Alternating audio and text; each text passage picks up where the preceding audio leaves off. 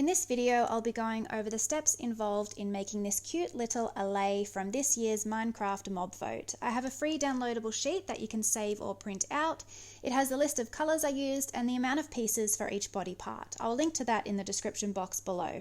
Let's start with the head. This is made up of 12 pieces. Condition and then shape into a cube.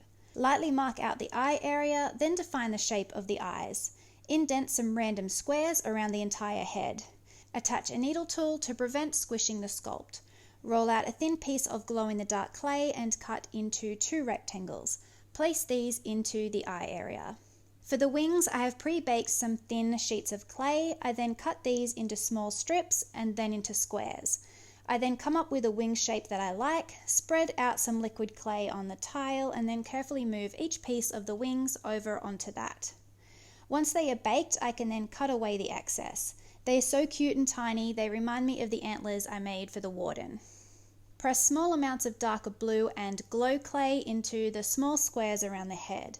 The arms are made of half a piece total, a quarter light blue and a quarter medium blue.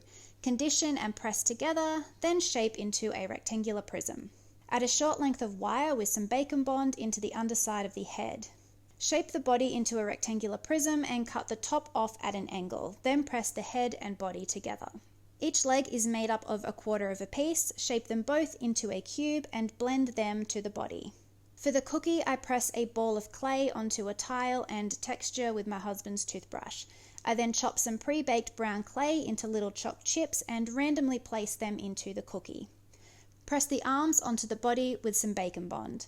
Add the cookie on top of the hands and then finally place on the wings. He is now baked and cooled down. I think the allay has a very interesting game mechanic.